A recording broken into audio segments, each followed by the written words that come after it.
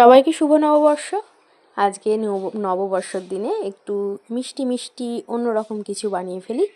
তো আজকে বানিয়ে ফেলছি জেলি, একটা ম্যাঙ্গো ফ্লেভার, একটা স্ট্রবেরি ফ্লেভার, দুটো নিয়ে এসেছিলাম। তো গরম জল বসিয়ে দিয়েছি। আমরা এই স্ট্রবেরির যে প্রিমিক্সটা এটা আমরা ঢেলে নিলাম।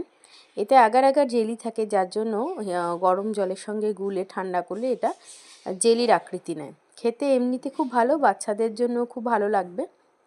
তো আমি অনেক রকম কাস্টার্ড বানাই, আজকে ভেবেছি বানাবো একটু অন্য ধরনের কাস্টার্ড। তো প্রথমে আমি জেলিটা বানিয়ে নেব, আমার ছেলে একটু জেলিটা খাবে, তো দুটো মিক্সকে আমি একসঙ্গে করে নিয়েছি। এরপর অল্প অল্প করে গরম জল দিয়ে এটাকে গুলে আমি ঠান্ডা করতে দেবো। যখন নর্মাল হয়ে যাবে না, যখন গরম জলটা ঠান্ডা হয়ে যাবে, তখন আস্তে আস্তে এই জেলিটাও জমে যাবে। জেলিটা জমে গেলে এই জেলিটা খেতেও খুব ভালো হয়, এর সেন্টও খুব ভালো হয়। আর এটাকে আমরা বিভিন্নভাবে ব্যবহার করতে পারি, ডেকোরেশনের জন্য, ড্রেসিংয়ের জন্য, বা বাচ্চারা এমনিও খায়।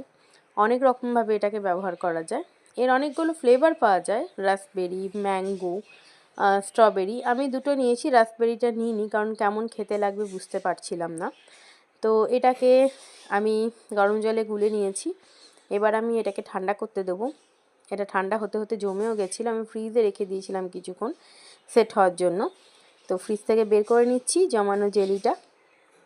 একদম নড়ছে না, পুরো জমে গেছে এবং কাঁচের বাটিতে দেখতেও খুব সুন্দর লাগছে। এটাকে আমি কেটে নেব ছোটো ছোটো করে পিস করে, ঠিক মনে হচ্ছে তরমুজের টুকরো।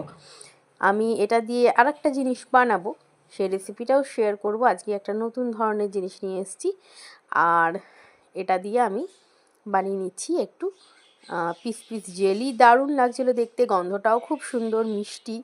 আমার ছেলে তো কাঁচাই কিছু খেয়ে নিল। এটা এমনিও খাওয়া যায়। আমি এটা দিয়ে বানাচ্ছি আপাতত একটা কাস্টার্ড রেসিপি, এবং সেটা অবশ্যই আজকে ভ্যানিলা ফ্লেভার না, আজকে একটা অন্য ফ্লেভার নিয়ে আসবো। আমি এটা দিয়ে আইসক্রিমও বানাবো।